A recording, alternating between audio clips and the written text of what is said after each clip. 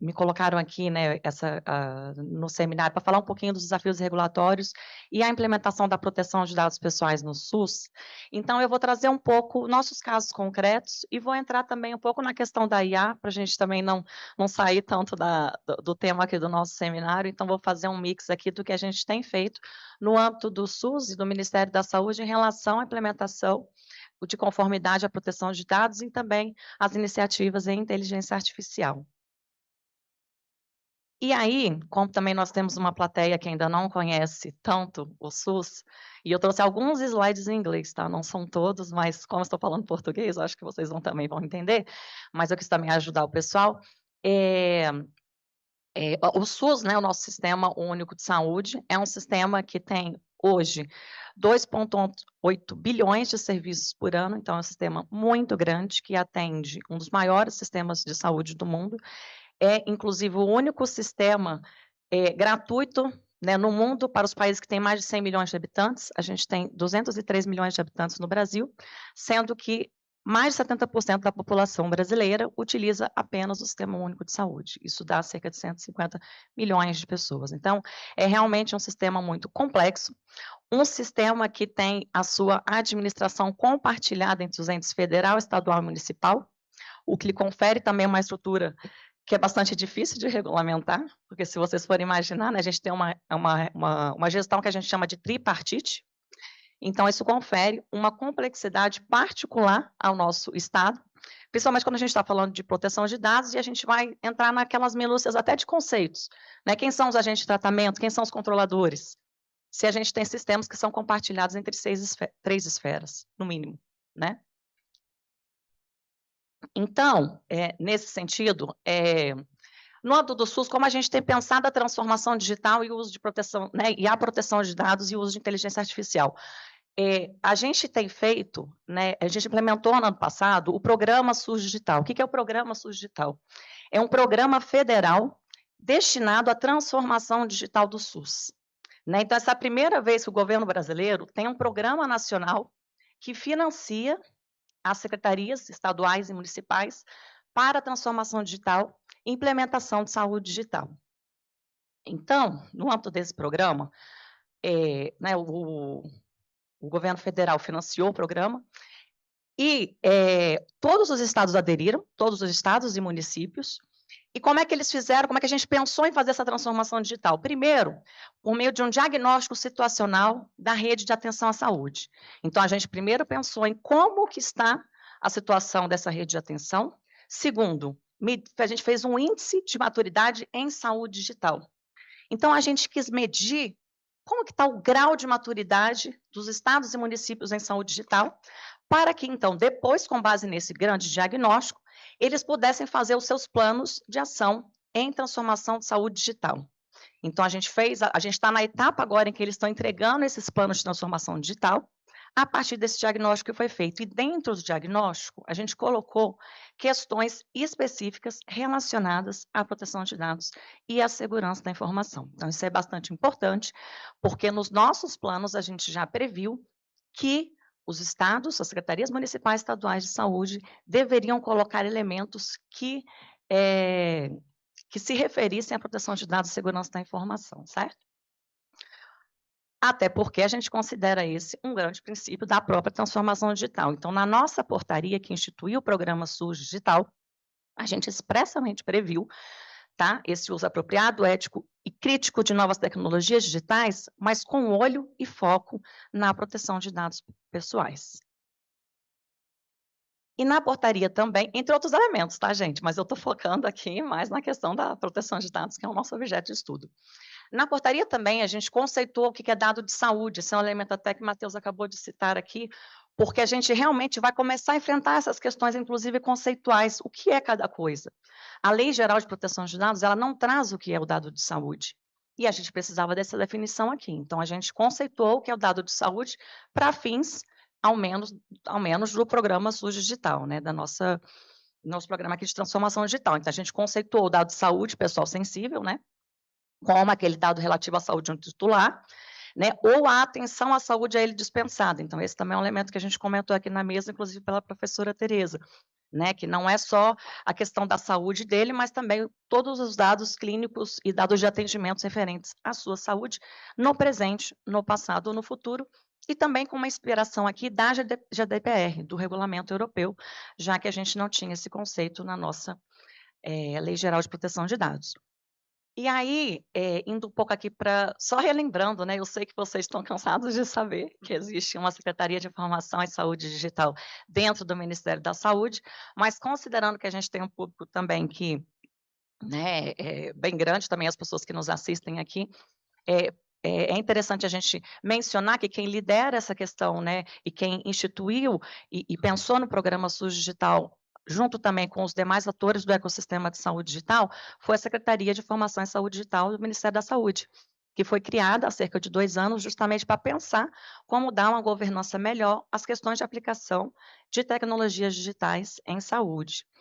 Né? E aí, dentro das competências dessa secretaria, está a questão da proteção de dados. Como a gente implementa de forma adequada a proteção de dados no âmbito do Ministério da Saúde e que também se reflete no âmbito do SUS, já que o Ministério da Saúde ele tem essa liderança no âmbito da gestão tripartite do SUS, né, para coordenar as ações, inclusive em transformação digital. Tá? E, bom, e não temos só, né, então falei um pouco do SUS, a gente também tem alguns órgãos colegiados que nos ajudam nessa tarefa, um deles é o Comitê Gestor de Saúde Digital, que contém, além da gestão tripartite, né, CONAS, CONASEMS, Ministério da Saúde, representando, então, ali, CONAS e CONASEMS, representando as secretarias estaduais e as secretarias municipais de saúde, a gente tem também a Fiocruz, a Anvisa e a ANS, ou seja, nossas agências reguladoras também lá dentro, e a Fiocruz também como membro aqui do comitê gestor, para realizar a governança de 2 políticas que a gente tem, que são a Política Nacional de Informação e Informática em Saúde, que a gente chama de PNIS, e a Estratégia de Saúde Digital para o Brasil, que é uma estratégia que está sendo também revista no âmbito desse comitê.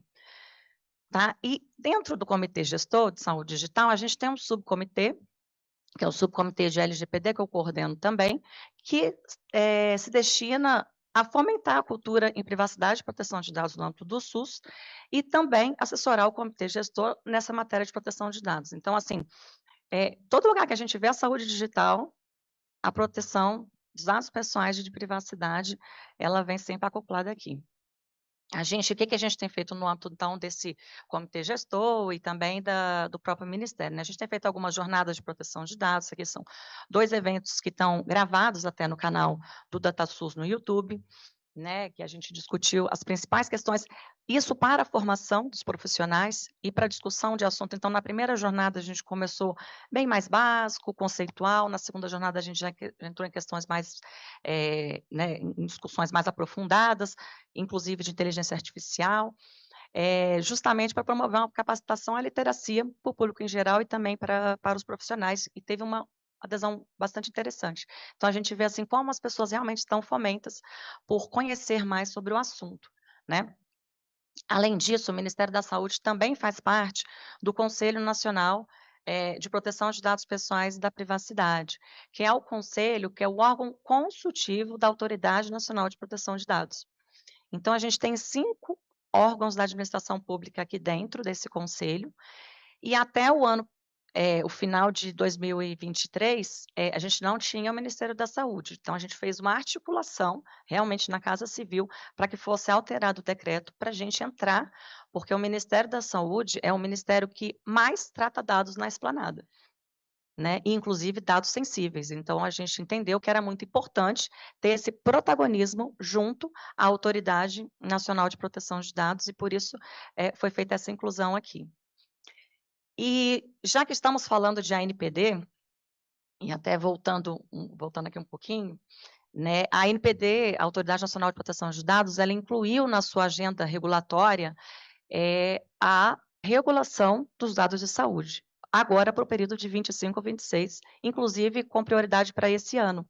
Então, esse ano a gente vai atuar né, de forma mais direta ali junto à ANPD para auxiliá-los, porque a ANPD também vai aos órgãos setoriais, né, para fazer essa regulação de quais são as hipóteses legais em que a gente pode aplicar, né, tratar dados de saúde.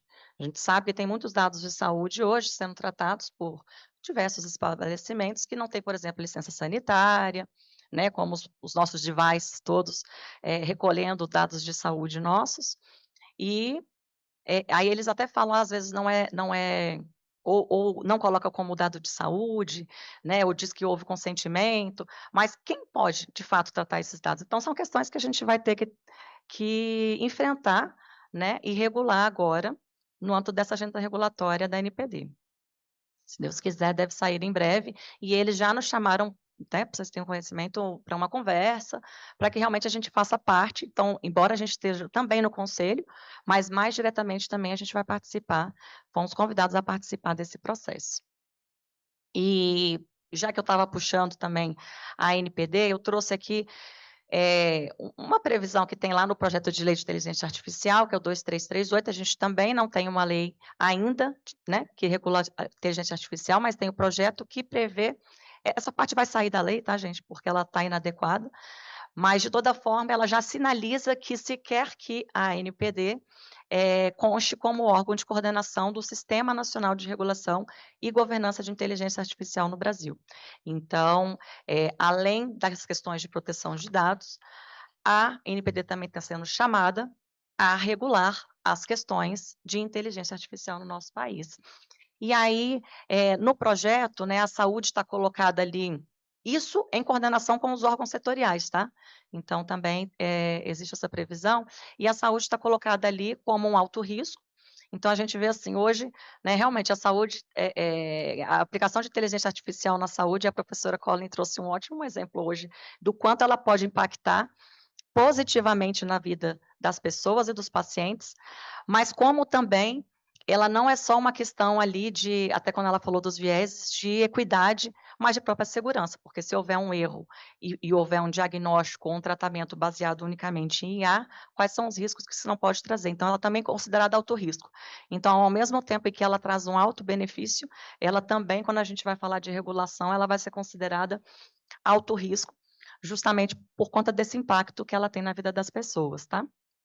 E aí o alto risco aqui no nosso projeto de lei, ele significa que tem de haver uma avaliação de impacto algorítmico, tá? Entre outras questões. E o risco excessivo é aquele vedado, então não pode ter um sistema de IA que induza comportamento, né, das pessoas ou de grupos de maneira que cause danos à saúde, entre outros danos. Então, se causar danos, comprovadamente, esse risco já é considerado excessivo e já há uma vedação pelo projeto de lei, né, que ainda não é lei. Bom, outras iniciativas, então, ao lado ali da regulação.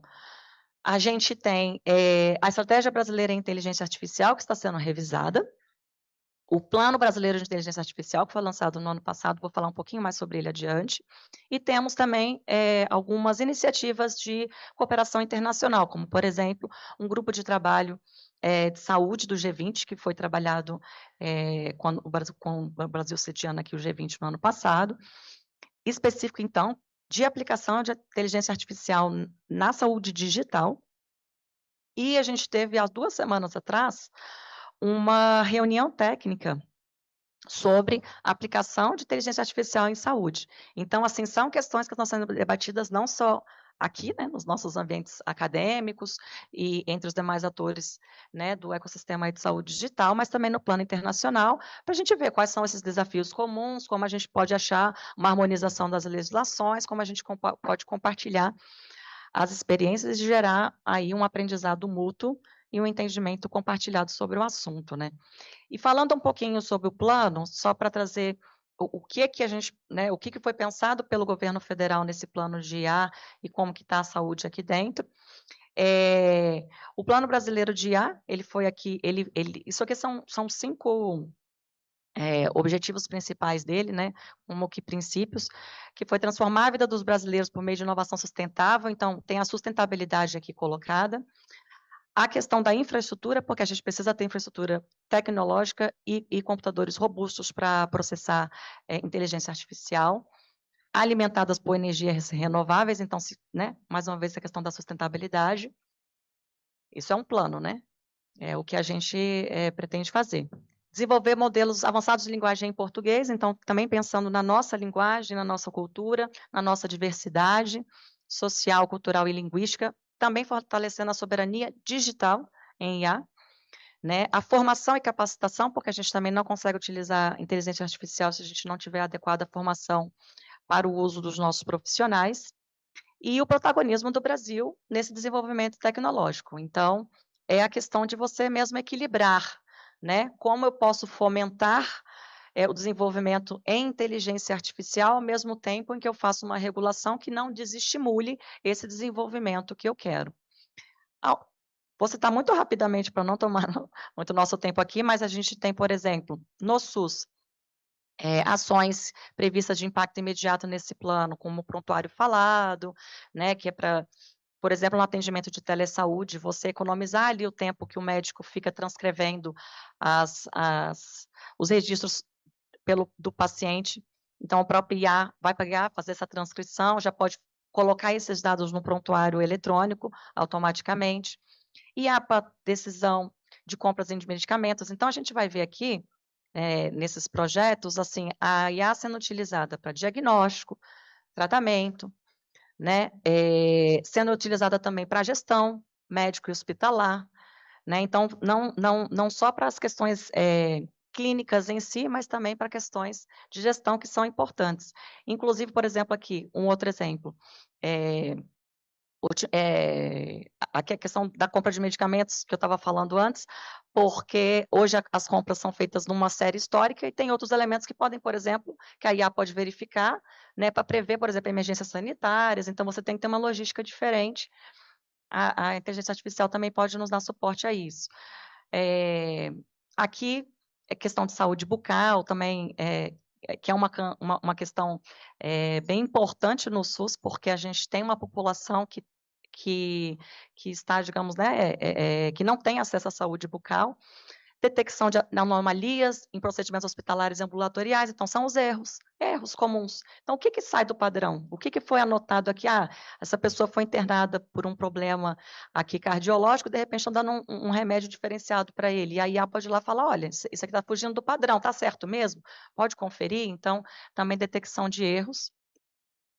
Enfim, gestão de processos de judicialização, então a gente vê, assim, que tem, né, uma vasta aplicação em saúde.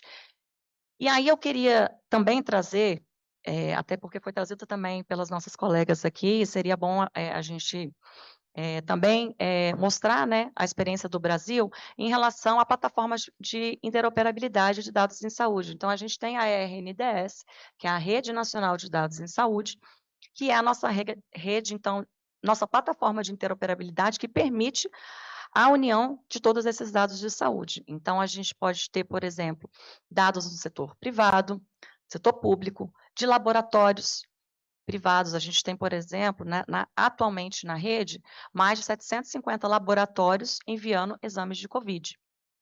Foi uma rede que se fortaleceu mais na época da Covid, inclusive, então por isso que ela começou com dados de Covid, e ela trabalha com um modelo informacional, né, uma padronização, e um modelo computacional que é o FIRE, né, que é um modelo adotado internacionalmente. Então, através dessa padronização, a gente consegue que os diferentes sistemas consigam enviar os dados específicos aqui para a rede, que então vai fazer essa transformação na forma em que é vista todos os dados de saúde de um cidadão, né, de uma forma fragmentada, ali exames, serviços, vacinas, hospitalização e outros, para uma forma integrada. Então, num lugar só eu consigo congregar todos esses dados e considerando essa complexidade do SUS, né. Você tem o nível municipal, o nível estadual, o nível federal, você tem o setor privado, a saúde suplementar, né, e então a gente consegue em um único lugar ter a união desses dados. Hoje a gente tem mais de 1,4 trilhões de registros de saúde, tá, na rede, só cresce a cada dia, e é inclusive uma rede que vai possibilitar também que a gente utilize para inteligência artificial. A gente sabe que a inteligência artificial precisa de um grande volume de dados, né, então, ela não foi feita para isso, tá, mas ela vai permitir isso também. Então hoje ela permite já que a gente consiga ter uma visão unificada da jornada do paciente, mas ela também vai me permitir no futuro que eu possa utilizar esses dados para fins de treinar um modelo em inteligência artificial, por exemplo. tá? Então, como eu tinha falado, ela parte de um modelo informacional, né, de um determinado, por exemplo, de medicamentos, modelo computacional, que é o FIRE, para depois os dados serem utilizados no que a gente chama de Meu SUS, né, de SUS digital profissional, que é para os profissionais de saúde conseguirem ver um prontuário eletrônico unificado. O gestor, então mais para frente também a gente vai estar dando esses dados para os gestores estaduais, num projeto que já existe, já está com piloto, para que eles possam usar os dados para fins de gestão de saúde, porque nem eles conseguem ver os seus dados integrados nos seus próprios sistemas. Então, eles encaminham os dados para a RNDS e a gente devolve esses dados para eles de uma forma estruturada. Pesquisadores, então também ainda não tem a plataforma do pesquisador, mas ela também, a rede também está sendo pensada para fazer linkages para pesquisa. E por fim, o que já existe, que já é amplamente utilizado, né, pelos nossos cidadãos, que é o Meu SUS Digital, o Meu SUS Digital, né, que é a grande plataforma que o próprio cidadão pode ter ali em suas mãos seus dados de vacina, verificar os seus atendimentos, pode até, por exemplo, avaliar um atendimento de um posto de saúde. Ele consegue, tem algumas políticas públicas integradas ali, então farmácia popular, dignidade menstrual. Nesse mês foi lançada a caderneta da criança, onde os pais podem observar os dados ali também dos seus filhos, né, então, quando ele tem que tomar uma vacina, ele dá alerta sobre: "Olha, seu filho já está com tantos anos, está na hora de tomar a vacina tal", então ele faz essas notificações também. Então o Meu SUS Digital, já está aí, né, sendo amplamente utilizado, é uma forma de haver uma transparência em relação aos dados que são tratados no âmbito público. E aqui para concluir, eu trouxe alguns desafios, reflexões e conclusões. Inclusive, eu fiz esse slide aqui hoje, durante a palestra, porque eu fiquei escutando, né, as várias falas e fiquei meio que colocando umas conclusões, até já que eu já estava na última palestrante, né, de questões que a gente foi falando aqui ao longo do nosso dia, né, as questões e que também são questões que foram trazidas para a OMS para que são desafios regulatórios para a proteção de dados e inteligência artificial, né. Então, por exemplo, as questões de como a gente vai fazer a documentação, como a gente trabalha com as questões de transparência. Lembrando que a transparência ali tem a questão da explicabilidade, eu só consigo ser transparente para a pessoa, dos dados que eu estou tratando, se eu conseguir um mínimo de explicação sobre como eu estou utilizando, por exemplo, um sistema de inteligência artificial, né, que eu, claro, não vou explicar todo um modelo, a gente tem questões comerciais, né, de propriedade intelectual, etcétera, mas, um mínimo de explicabilidade o cidadão tem direito, né, que são questões,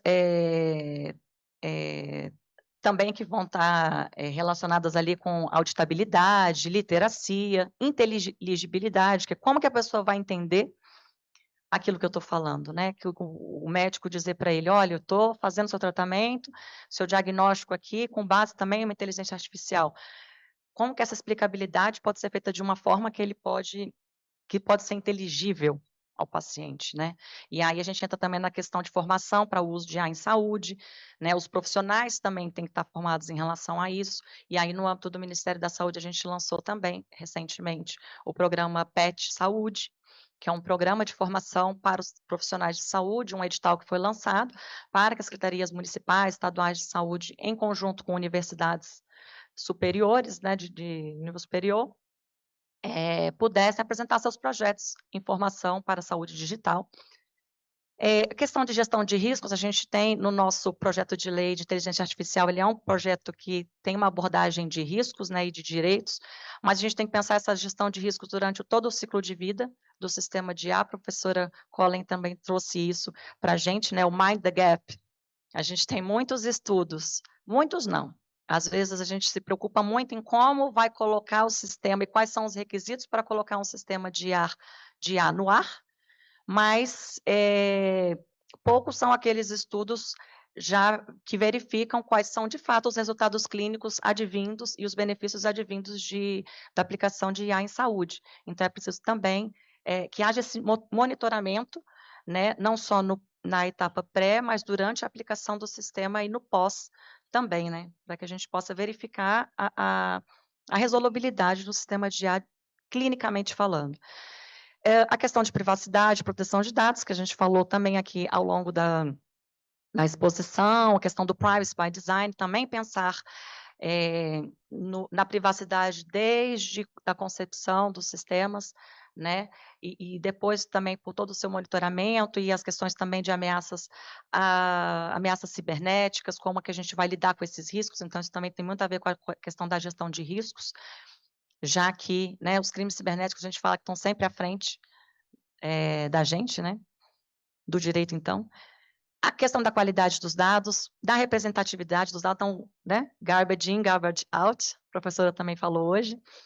Os dados têm que ser bons, eles têm que ser qualificados. Na RNDS a gente tem essa preocupação e por isso a gente também faz enriquecimento dos dados e trabalha os dados quando eles vêm, retirando as duplicidades, etc. Então a gente faz um tratamento da base. A representatividade, para que evitar vieses, né, que vão estar relacionados não só à questão de equidade, mas também à questão de segurança mesmo, como a gente falou. Questões de infraestrutura, sustentabilidade dessa infraestrutura, porque ela gasta muita energia. Responsabilização, foi até uma pergunta que foi feita aqui, como vai se dar a responsabilização civil em casos de erros. Como a gente vai lidar com os arcabouços, né, nacionais e internacionais de governança de IA, para que eles garantam uma tecnologia que funcione em prol de uma cobertura universal de saúde. Então, como pode ter harmonização, como a gente pode desafiar, enfrentar os desafios comuns, e como a gente pode fazer um diálogo adequado, né, entre os atores do ecossistema de IA e de saúde digital, envolvendo aí os desenvolvedores, os fabricantes, a indústria, né, os reguladores, a academia, como esse espaço que a gente está tendo aqui, os usuários profissionais de saúde, e principalmente o paciente, que é para quem a gente está discutindo tudo isso aqui, para quem os benefícios devem ser distribuídos. E essa também é uma grande questão, a da distribuição dos benefícios de IA que sejam equitativos e para todos, principalmente quando a gente está falando de sistema único de saúde.